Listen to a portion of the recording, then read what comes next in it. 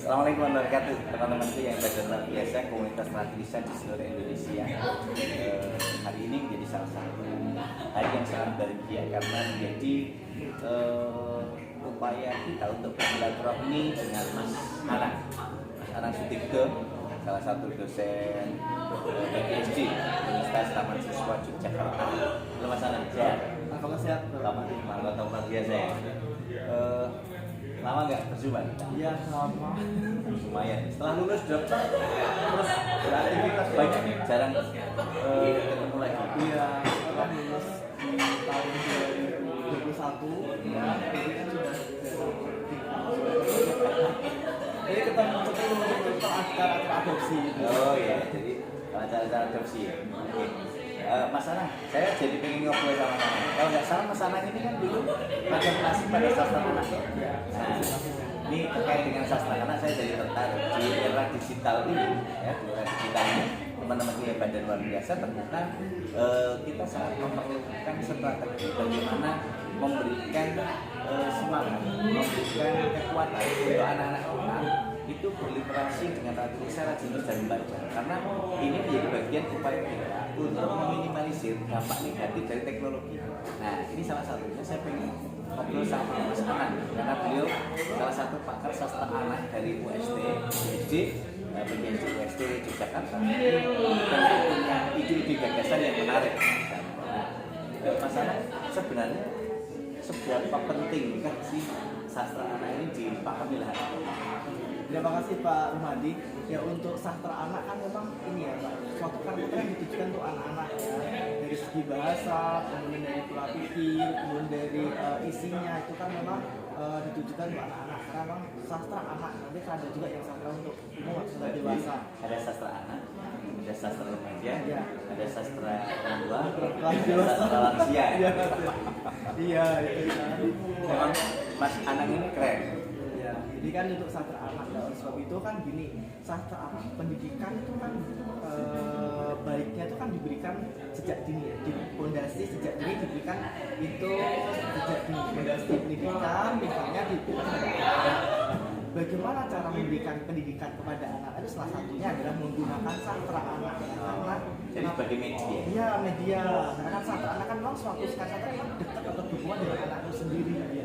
Melalui sastra anak kita bisa menanamkan nilai pendidikan. Jadi misalnya saya katakan Mas Marfan, kemudian Mbak Sisi sebagai peserta didik di SJ misalnya, itu biar membangun komunikasi yang baik, punya karakter yang kuat. Itu salah satunya bisa melalui upaya literasi dengan membaca, menulis untuk anak-anak, khususnya di sastra gitu. Nah ini salah satunya. Mungkin kalau saya ingin katakan ini salah satu upaya kita untuk membangun atau membentuk profil pelajar Pancasila. Nah, salah satunya berakhlak mulia. Nah, bagaimana dengan atau dampaknya ketika anak membaca sastra lalu bisa membangun akhlak mulia itu seperti apa? Ya, baik, pasti jadi sastra anak ini dikaitkan dengan akhlak mulia. Kita membahas dulu sastra anak dulu. Sastra anak itu memang suatu karya yang dibaca oleh anak, dikonsumsi oleh anak dan diciptakan untuk anak-anak. Penulisnya bisa anak itu sendiri ataupun bisa orang dewasa. Nah, di sini memang kan saat kita sebagai pendidik saat ini memberikan bacaan khususnya sastra anak kepada anak-anak itu kan kita tidak boleh asal memberikan, walaupun tokohnya anak-anak belum tentu itu cerita tentang anak-anak.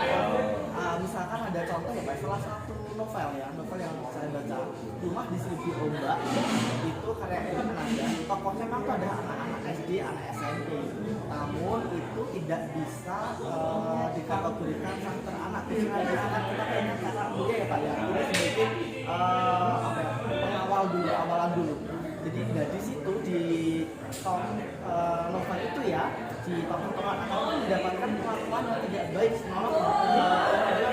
dia diperkosa dan sebagainya lah. Oleh sebab itu kan ini tidak layak untuk diberikan kepada anak-anak. Oleh sebab itu kita sebagai pendidik atau orang tua saat ingin memberikan bacaan kepada anak-anak, kita harus membaca dulu. Misalnya tepat atau tidak? Ya, bacaan terpilih. Iya, bacaan yang terpilih. Dan di situ kan tentunya bacaan yang tepat adalah bacaan tentang misalkan mengandung nilai dengan budi pekerti, mengandung nilai karakter. Ya. Dari situlah dari contoh-contoh dan tentunya ceritanya juga yang sederhana, bahasa sederhana, cerita sederhana, alurnya juga sederhana, tidak boleh alur yang kompleks. Kalau alur kompleks nanti walaupun di situ banyak nilai pendidikan, tapi si anak belum bisa menangkap isi ceritanya. Oke, luar biasa. Ini kemasanan untuk membangun profil pelajar Pancasila dari sudut pandang akhlak mulia berbasis sastra. Nah, tapi kalau itu untuk bangun akhlak mulia. Sekarang kalau kita lihat yang kedua, bagaimana untuk memantik cara berpikir yang kritis. Ya, untuk anak-anak kita, anak-anak SD, SMP ya, khususnya SD SMP ya. Kalau mungkin SMP mungkin kan dia sudah ada berpikir ya. Kalau untuk anak SD kan kita kalau tidak melatih siswa untuk berpikir kritis kan dia juga mengalami kebingungan ya. Salah satunya itu misalkan gini Pak, dengan sastra anak ya, itu si anak bisa berpikir kritis. Misalnya kita memberikan bacaan puisi, bacaan prosa dalam bentuk prosa anak ya. Nah itu nanti di situ ada beberapa cara, misalkan dengan yang keterangan berbahasa membaca, siswa dengan membaca cerita anak, membaca puisi anak, nanti kan siswa akan bisa memahami setelah itu. Kemudian ada misalkan bagaimana karakter tokoh itu, nilai pendidikan apa yang terkandung di dalam itu, dan hal apa sih yang harus saya lakukan setelah saya membaca ini. Jadi hal yang hal apa misalkan, oh saya tidak boleh seperti tokoh ini karena tokoh ini jahat. Nah itu kan dia bisa berpikir kritis, kenapa tokoh ini jahat, kenapa tokoh ini baik, dan kenapa kamu tidak boleh meniru tokoh itu. Jadi dia berpikir kritis. Setelah itu kalau dari segi membaca, kemudian kalau dari segi menulis, misalkan kita mengajarkan kepada anak untuk membuat puisi, membuat prosa, misalkan puisi tentang keberagaman. Kenapa misalkan kita mengambil tentang keberagaman? Karena kan di dalam kelas tentunya siswa itu beragam, dari segi agama, segi sosial itu beragam. Dan sebab itu misalnya siswa diberi tema tentang membuat puisi tentang beragama, membuat prosa tentang beragama, dan bagaimana sih cara si anak itu menuangkan ide pikirannya ke dalam tulisan dalam bentuk puisi atau prosa, itu kan juga membuat berpikir kritis ya. Luar biasa. Jadi ini bagian dari upaya untuk membangun profil pelajar Pancasila dari sudut pandang berpikir kritis. Ini memang perlu dilatih, ya perlu dilatih anak-anak dalam konteks membaca maupun menulis sehingga terintegrasi apa yang dikatakan Mas Anang tadi, bagaimana mereka berlatih memilih, memilah, akhirnya menentukan, dan pola-pola ini yang tentu saja bersinergi untuk bisa kita kaitkan dan juga kita kembangkan. Nah, jadi kalau kita lihat dalam upaya ini tentu kita bisa lihat juga dengan kritis yang ketiga mandiri. Kalau kita lihat anak-anak kenapa dengan membaca sastra anak bisa melatih kemandirian. Jadi dalam membaca sastra anak, jadi sastra anak itu kan nanti ada beberapa contoh bagaimana misalkan menyikapi kehidupan bahwa kita harus mandiri ya. Dalam arti mandiri itu memang kemandirian anak kan yang harus ditanamkan sejak dini, sejak kecil. Kalau anak sejak dini tidak dilatih mandiri kan nanti dewasanya juga misalkan dia tidak bisa mandiri. Misalnya ada contoh-contoh bagaimana misalkan ada bacaan, misalnya yang sebagai contoh itu yang si anak itu bagaimana merapikan tempat tidur, bagaimana dia harus bertanggung jawab mandiri mengerjakan tugas sendiri. Jadi bisa mendirikan, bisa mengikuti, bisa merasakan dan melakukan langsung. Ketika dia sudah melakukan proses membaca dari sastra yang dibacanya gitu ya, dari entah tokohnya, entah konteksnya, entah apanya gitu. Luar biasa. Ini bagian yang ketiga untuk membangun kemandirian. Yang keempat kan ada upaya membangun profil pelajar Pancasila itu salah satunya di Gotong Royong. Nah, bagaimana kita bisa mengimplementasikan atau dampak dari membaca sastra itu bisa miliki sifat Gotong Royong? Ya. Sifat gotong royongan di dalam sastra itu sebenarnya itu ada banyak yang bisa kita ambil dari sastra anak. Salah satunya dalam gotong royong ini dengan bacaan ya, misalnya dari segi pertama tuh tugas kelompok dulu aja. Tugas kelompok misalnya siswa disuruh membuat suatu alur cerita, kemudian dia disuruh bermain peran di dalam cerita itu. Di dalam cerita itu misalnya kan di situ kan akan ada dari beberapa karakter tokoh, karakter siswa, kemudian dari keberagaman ya tadi Pak ya, keberagaman agama, keberagaman status sosial dan lain sebagainya itu kan ya kumpul jadi satu dalam satu kelas ataupun dalam satu kelompok. Dan nanti bagaimana mereka bisa bekerja sama, bergotong royong untuk membuat misalnya tadi tema-tema kita itu. Kalau siswa tidak bisa gotong royong, kalau dia egois tidak akan mungkin itu terjadi. Dan setelah itu terjadi bisa juga langsung dipraktekkan sehingga pada kita perlu kolaborasi Iya. dan itu terlatih sehingga mewujudkan karakter gotong royong. Iya.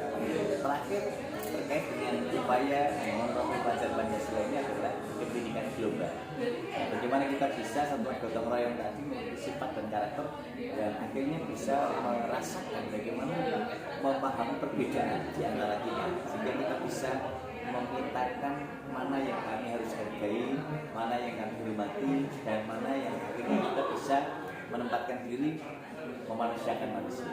Gimana Mas? Ya, tadi kan dia sudah mengenal tentang ditanamkan nilai bagaimana cara bergotong royong bersama. Kemudian kan tadi yang berpindah juga ya, terkait tentang bagaimana cara memahami karakter itu masing-masing. Ya di situ kan keberagaman jelas ada di dalam kelas keberagaman.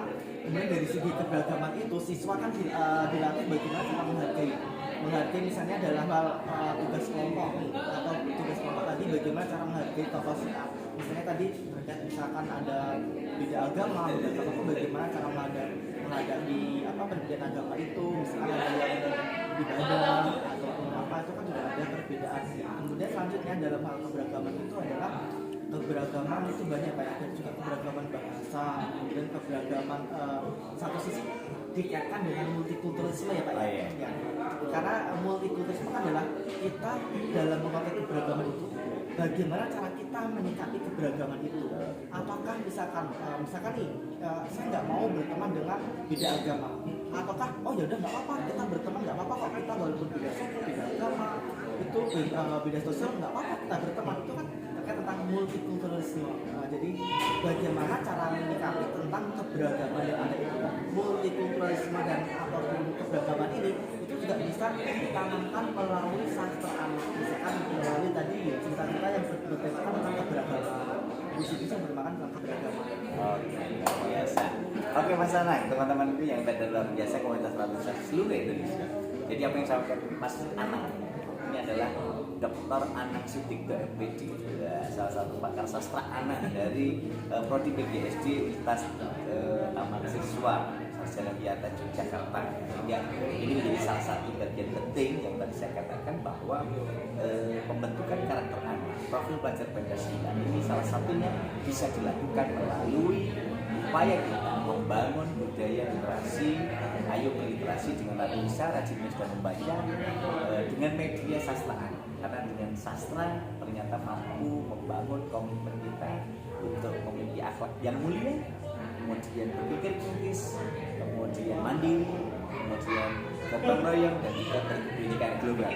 Inilah yang tentu saja memberikan dampak positif untuk anak-anak kita di era digital dan bisa memanfaatkan segala sesuatu dalam perkembangan ini. Sehingga kita semua nanti Mas Anang, saya dan semua anak didik kita di seluruh Indonesia, guru dan dosen abad 21 akan terus berserta menyinari dunia seperti bintang, bulan dan matahari yang selalu menyinari dunia tanpa oleh manusia. Dan semangat itu akan menjadi pemantik harapan kita, karena dengan harapan kita akan membuat semangat kita untuk hidup 1000 tahun lagi, dan akhirnya kita pun akan senantiasa berbagi semangat untuk kita semuanya. Bersama saya Muhammad Rahmat Ratulisa dan juga Mas Dr. Anang Sutikdo MPD yang keren dan luar biasa.